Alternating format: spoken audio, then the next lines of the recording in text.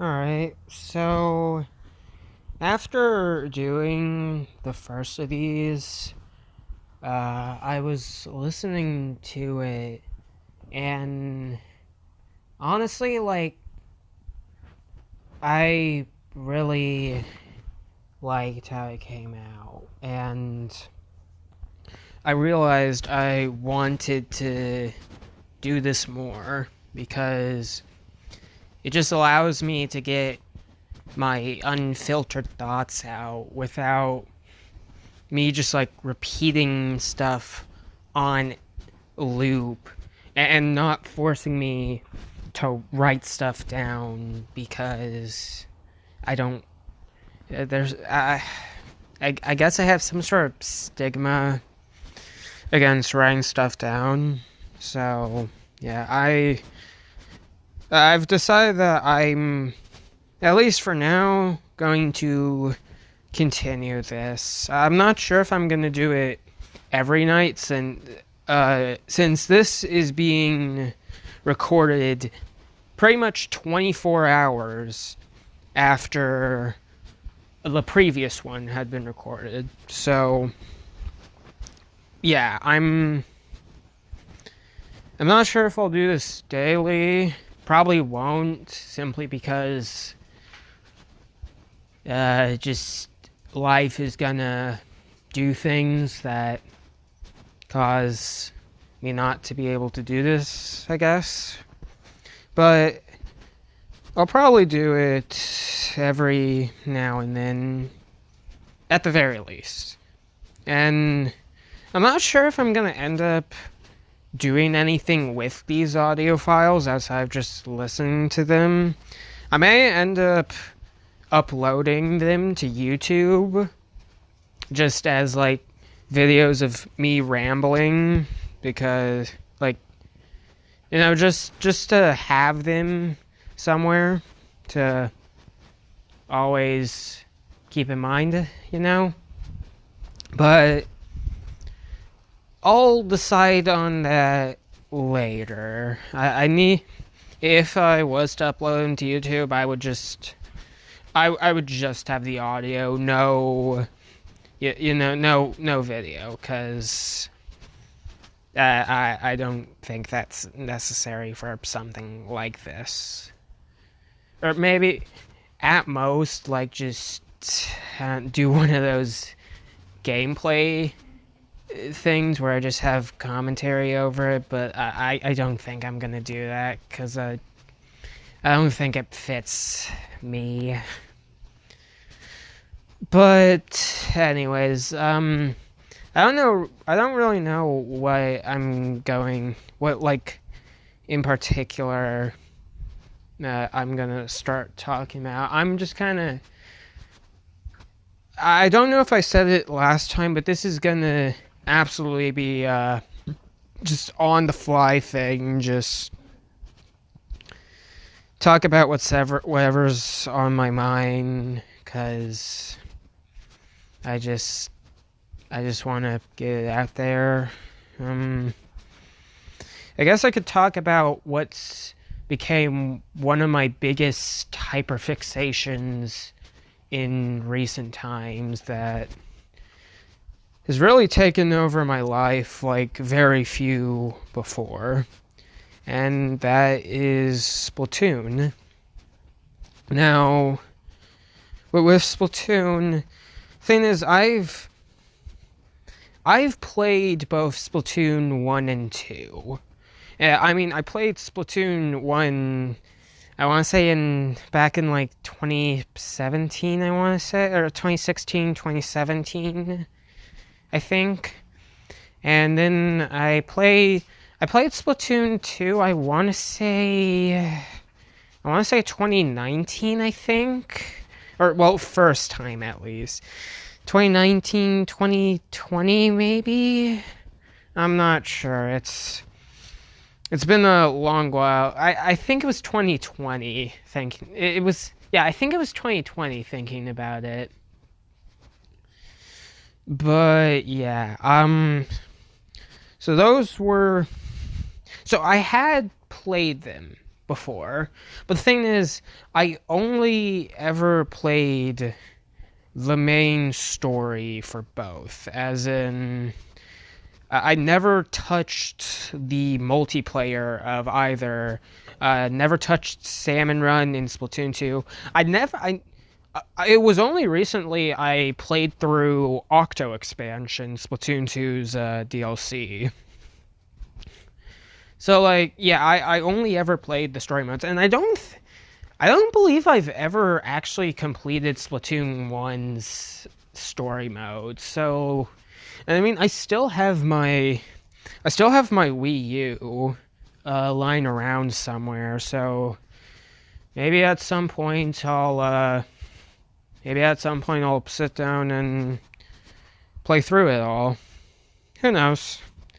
But yeah, so, and like I probably would have maybe played some Splatoon 2 multiplayer if it wasn't for the fact I did not have a Nintendo Switch online membership until recently.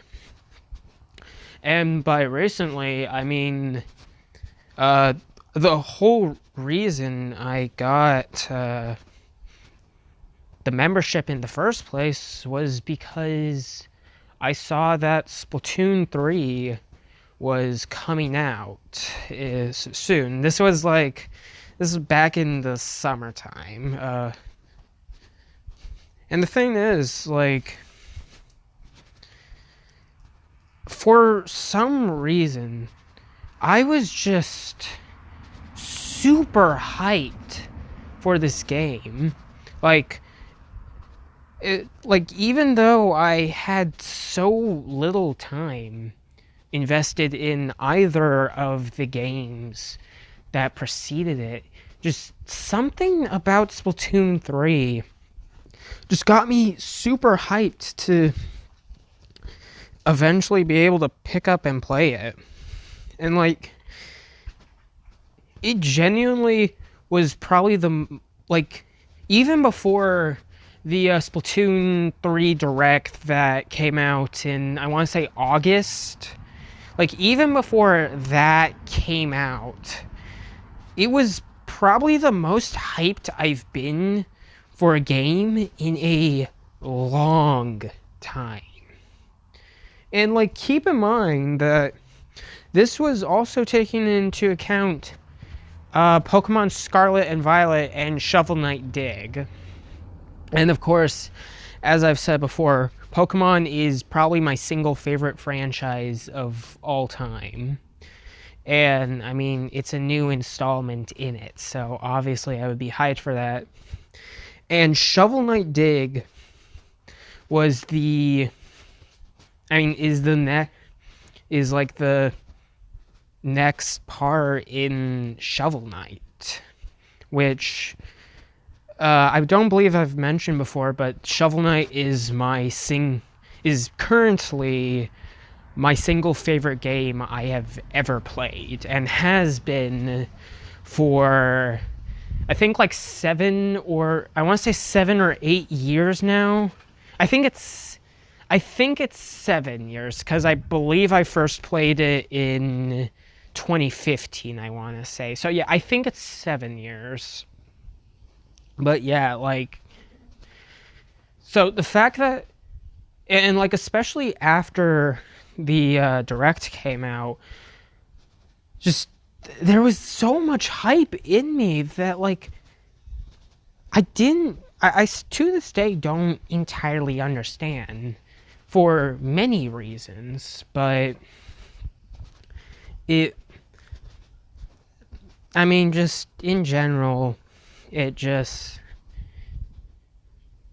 caught me by surprise. But I was just super invested in the build up to Splatoon 3, and it was to the point where a couple weeks before Splatoon 3 came out, me and one of my best friends, Freddie,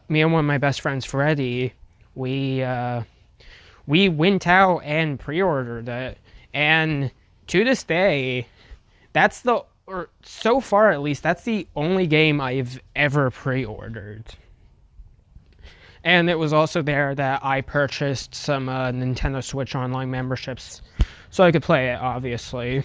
But yeah, like, this was big, to say the least. Like, going out of my way to pre-order something, just, like, unheard of for me. And, like, before the game came out, I just went and watched I started to get myself invested within Splatoon. I started looking at more fan art. I started watching videos about the lore. And I just got more and more invested. And like there are certain aspects that I'll probably get into later that just have grown more and more into things that I think about constantly, and just I love that I've grown to love more and more. But we'll get to that later. But back to Splatoon 3, just in general.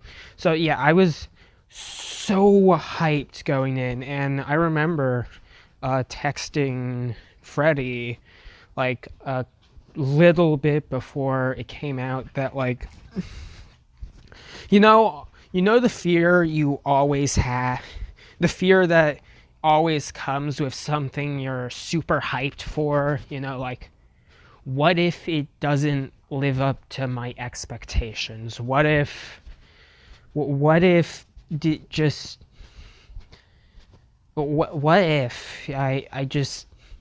I experience it and I leave with just a sense of disappointment that just stays with you for a while. And obviously I had those fears, but there's kind of the inverse I also was thinking about. Like, what if it doesn't just live up to the hype I've been giving it? What if it surpasses it? What if not only does it become like my favorite game I played that year, but what if it challenges Shovel Knight's throne? What if it becomes my favorite game I've played? And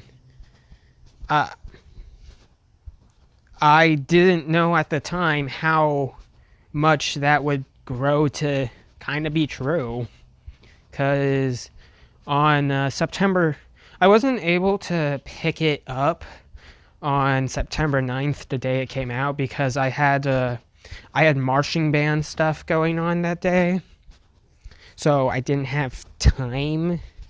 But on Saturday, September 10th, me and Freddie had time, so we went and picked it up. And it was just, I was all giddy in my seat as we got back in our car to drive home to start playing it. And I mean, as soon as I got home, I got me some water, I got some food, I sat down in my playroom, the room I pretty much do. I pretty much spend most of my day in, doing speed runs or watching shows. I just got all cozy in there, and I spent the next 9 hours or so just playing through the Splatoon 3 story mode, Return of the Mammalians, or as I'm going to call it from now on, Alterna. Going through and completing every single level the game had to offer. Outside of one level that just in case if you haven't played Splatoon 3, I won't spoil, because it's It's an it's a post game level that it just occurred to me that's basically spoil. Okay, yeah, that basically just spoiled it. It's a post game level that's super hard. I didn't complete that until like a couple weeks later because I was still pretty new to Splatoon in general, so I wasn't good enough yet to complete it.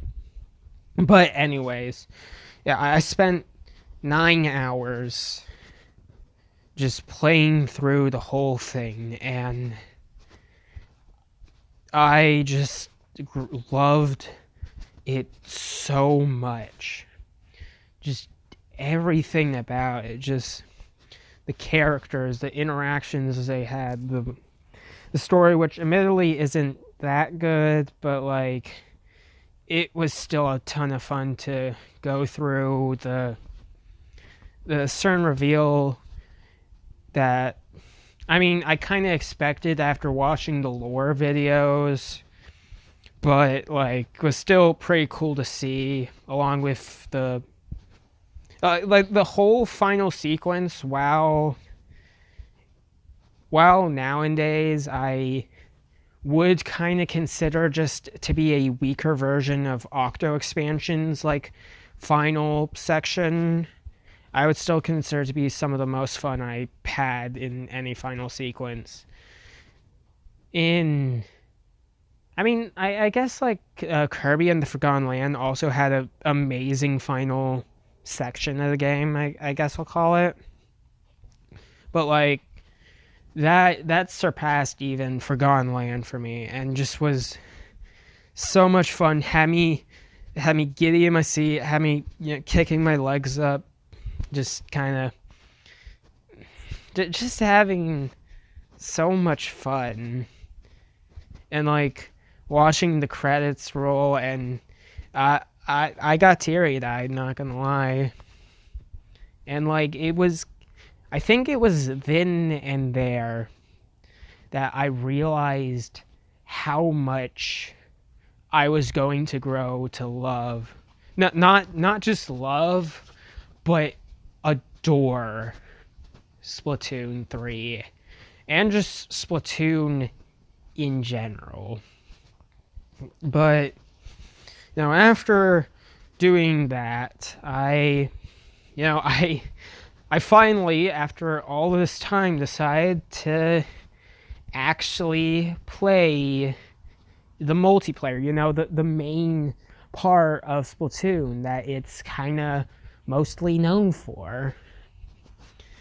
And yeah, I just started to play it more and more and more.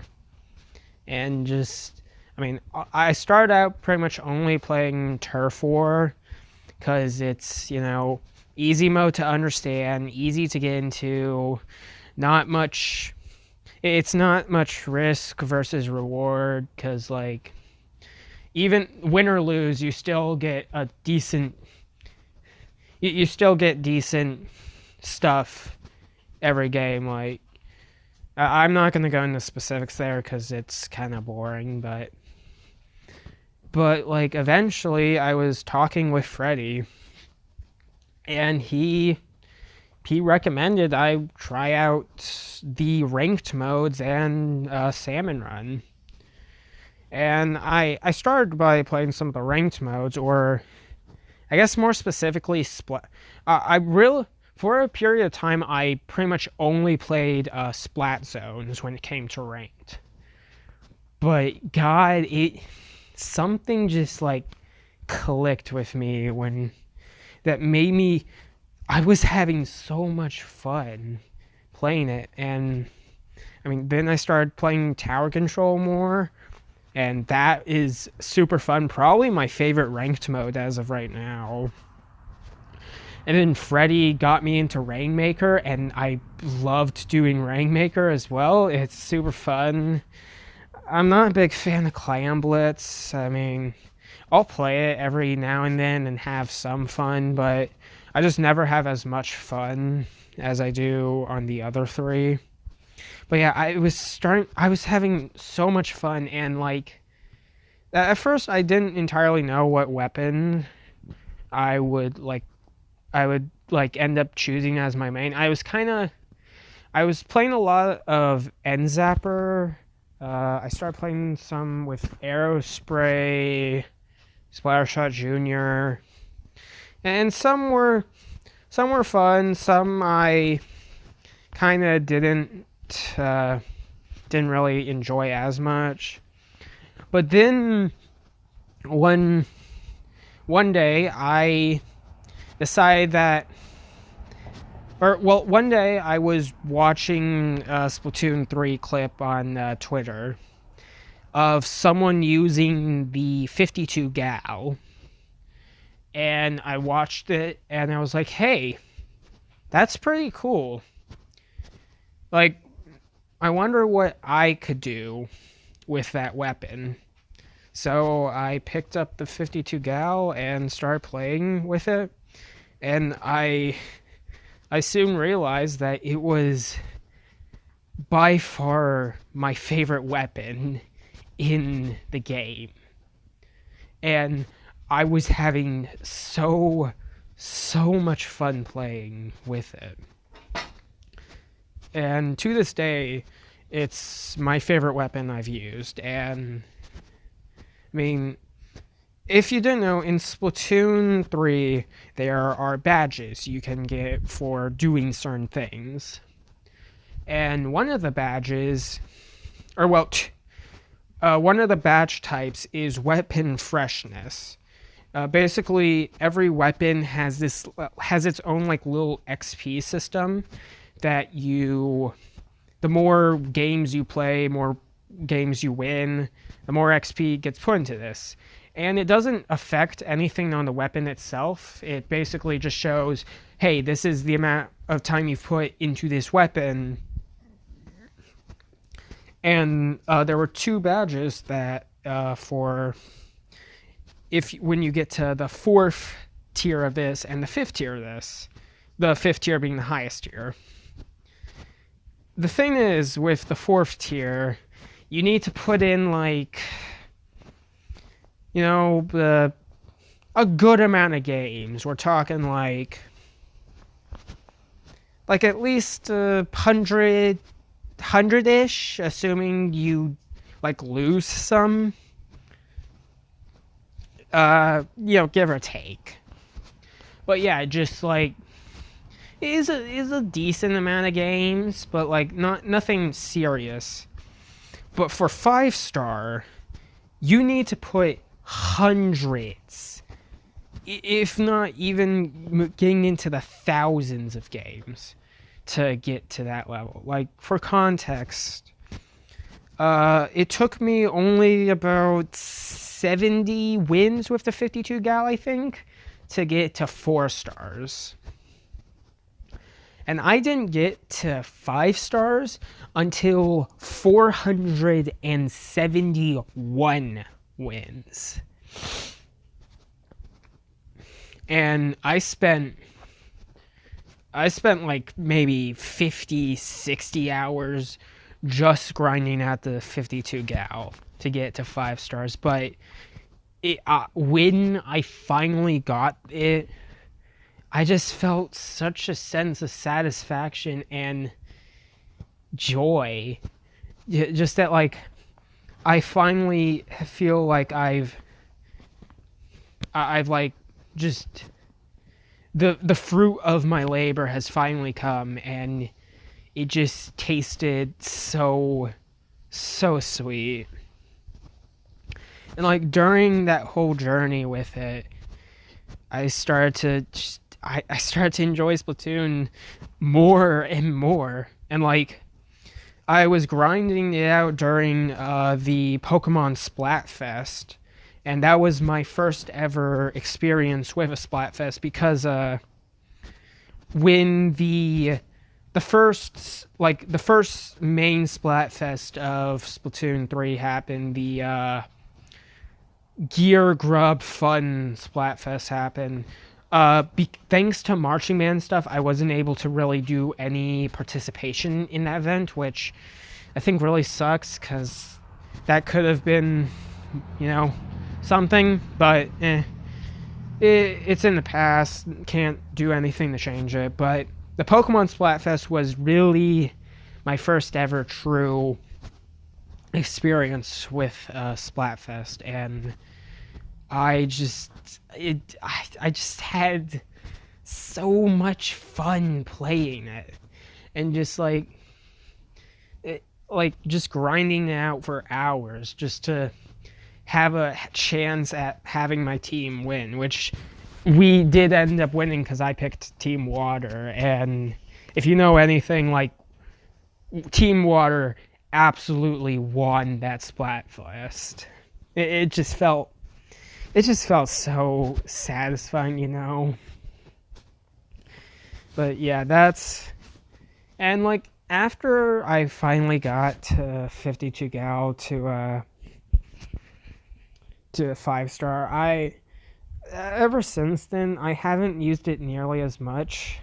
But that's not because I've stopped enjoying using the 52 gal, because anytime me, Freddy, or one of my other friends want to play some Splatoon 3 and I want to get serious, I'll put on the 52 gal and still just have as much fun as before. It's just nowadays I want to use different weapons and, you know, just have new experiences with this game, and just these new experiences make me love it more and more and more. And like throughout this whole like grinding period, like Splatoon 3 went from like a top 10 game to me to a top 5. And one aspect of it in particular really pushed it into that top 3, and that would be Salmon Run, which is probably my favorite part of Splatoon 3 as of right now.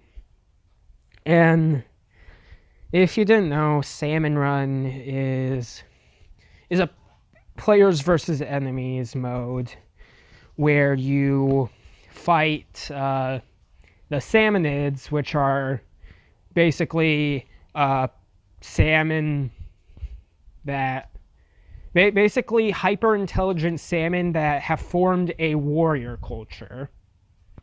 But basically you fight against the salmonids, try to get their golden eggs, and go from there. There's a bunch that I would have to explain, but you can watch like a Salmon Run video if you don't know what it is, because I feel just watching it would make more sense than me trying to explain it, you know? So, yeah, but just at first I was kind of hesitant to start playing Salmon Run because it was like an entirely different thing from the rest of the game, you know? And I was worried I wouldn't like it. But then I decided, well, I have to eventually. So I started playing Salmon Run, and I just started having so much fun with it. Just playing it. It's probably the mode I've put the most time into so far. Just everything about it, the bosses, the weapons, just the gameplay loop. It's so much fun. And like, sure, sometimes it can be annoying to have bad teammates, but even then, like, that feeling goes entirely away when your team is able to clutch out some insane like game that like by no means seemed possible to win, but at the end of the day you were able to make through and complete it. And that feeling happens happens so much in Splatoon, whether it be in like ranked or salmon run, and it's just the absolute best experience in the whole. It's such a satisfying experience, and anytime it happens, it just makes me. It puts such a big dumb smile on my face that I just can't help but just. I can't help to just pop off and just feel so much joy, you know? And thanks to Salmon Run, and recently, the Big Run, which is the Salmon Run special event, I was having so much fun and just it was while playing Big Run that I because okay, before that, Splatoon 3, with all this in mind, grew to become a part of my top 3 favorite games, only behind BioShock and Shovel Knight, which both of those games had basically held the top 2 spots for years. I mean, Shovel Knight, I've already said, like 7 years. And BioShock was second place since like 2017, so like 5 years. But yeah, it was just. And like, there were very few games that I would consider to like challenge those two, but Splatoon 3 was the one to do it, and for a while it kind of stuck at that 3rd place. But while I was playing Big Run, just the amount of fun I had, it got to the point where, no joke, I was having so much fun and just I unironically start to tear up in joy at how much I was having fun playing this game. And just, it was at that moment I realized it had surpassed BioShock and was undoubtedly my second favorite game I ever played. And God, it just, thinking about that makes me so happy, because like, it just like, there are very just I love Splatoon 3. I love so much, and like, I've been thinking like a few years from now, depending on where I am and how my thoughts have shaped. I've thought about just making videos on specifically just going in depth on why I love certain things, and because I love to just talk. I'd love to just ramble on about things I love, because it makes.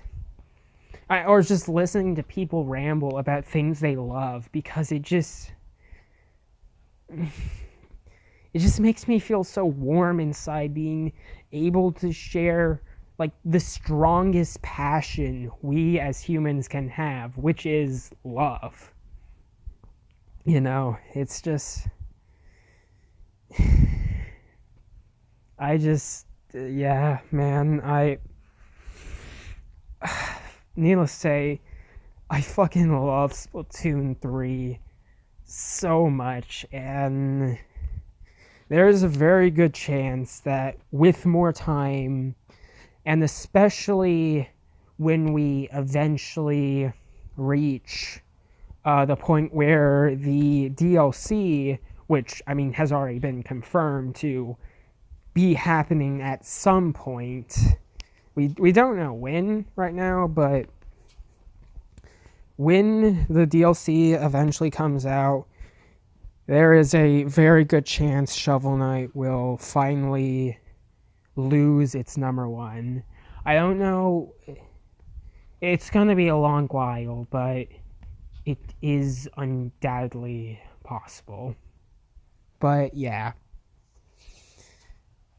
And like, thanks to Splatoon 3, some things in particular, just, I mean, about Splatoon as a whole have gotten my attention. Like, for example, recently, I want to say November, it was November.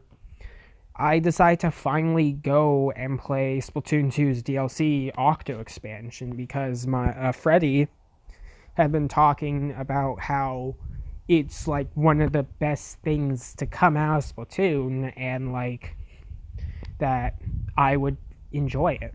So I went and played through Splatoon 2, Octo expansion, and just like with Splatoon 3, I spent 9 hours playing through every single level except for the final post-game thing. And the thing about Octo expansion is, at least in my opinion, it has weaker level design overall than Splatoon 3. And I don't like the bosses as much as in Splatoon 3. However, the highs, in particular, the final sequence of Octo expansion, is one of my favorite. It is genuinely like one of my single favorite experiences playing a game ever. And like, if you haven't, if and nothing else, I would recommend trying out Octo expansion. Like, I feel anyone who ever wants to play something Splatoon related has to play Octo expansion at least once, because it's just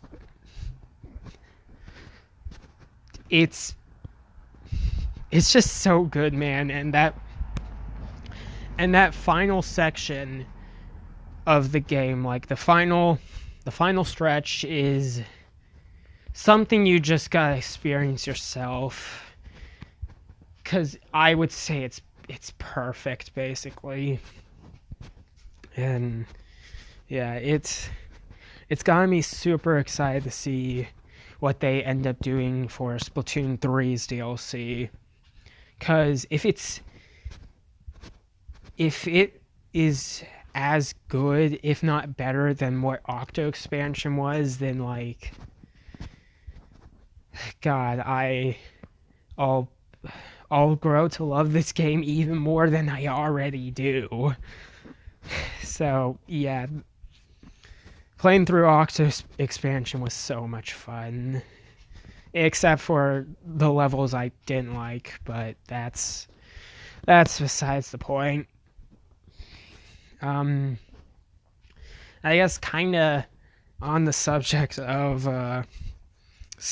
Splatoon 2, I don't think I've ever mentioned this to someone who isn't in my personal friend group, but I'm gonna be honest, I'm super into just ships, like in shows, in games, that kind of stuff, because if it wasn't already obvious, I love to just see others express their love, whether it be for something they enjoy or someone they love, and it makes me feel so warm inside. It makes me feel so happy, and thanks to Splatoon, I've realized certain ships in Splatoon have taken up so much of my brain, and anytime I just want a little just some good, just happy moments. I'll just look at fan art of them, and the big one is Pearl Rena, the Pearl and Marina ship, off the hook. And the thing is, for a long time before I got super into Splatoon, I had seen every once in a while I would see just a random piece of Pearl Rena fan art appear and go, oh, yeah, that's kind of cute. Yeah, it would be pretty cool if those two were in a relationship, and kind of moved on because it was one of those things where I never really thought that could be a possibility for several reasons I won't get into, but as I started to get more and more into the Splatoon community, I started to... it really first dawned on me that maybe the fans were onto something. Watching this one lore video when they got to the Octo expansion part, and just seeing I guess spoilers for Octo expansion, in the end sequence, Marina just giving this big old hug to Pearl and nuzzling her, and it just... seeing that, it made me realize, just wait, what? Wait, is this an actual thing? And then the more and more I looked into it, and the more just stuff that I saw, made me realize how much that, while yes, as it currently stands, it's not been confirmed by Nintendo that Pearl Rena is canon, but I am with many people in saying I so very much hope it does become canon, because I love them with all my heart, and Pearl Rena has grown to be easily my second favorite ship in any piece of media. My favorite ship being Lumity from the Owl House, which I've already stated. Owl House is my single favorite piece of media, and Lumity does play a big part in that. But that is for another day. So, but yeah, Pearl Rena just... it just makes me so happy to just see them. See the evidence for it that is in game, or art made by officially by Nintendo with them in it, that suggests that maybe there's something there that is more than just friendship. But yeah, needless to say, I am super into Pearl Rena, and I very much do hope I honestly believe that there's a decent chance that it does become canon in the DLC. But only time will tell on that, I guess. But yeah, I love them so much, and I just love watching, just reading headcanons about them, looking at fan art on Twitter, or watching comic dubs with them. I just love them so much, and I want them to be happy, and just I want them to have the world. And there's some other ships, namely Agent 24/Agent 38, which is Agent 3/Captain 3, and Agent 8, which I also really enjoy, but nothing even comes close to Pearl Rena for me, and I just love those goobers so much. How long have I... good lord, have I been going on for 40 plus minutes about Splatoon 3? Or just Splatoon in general? Yeah, probably. Uh, I mean, yeah, I could go on for probably another couple hours just talking about Splatoon, man. Yeah, just I love Splatoon so much, and I'm probably gonna start loving. I'm probably gonna love it more and more as time goes on.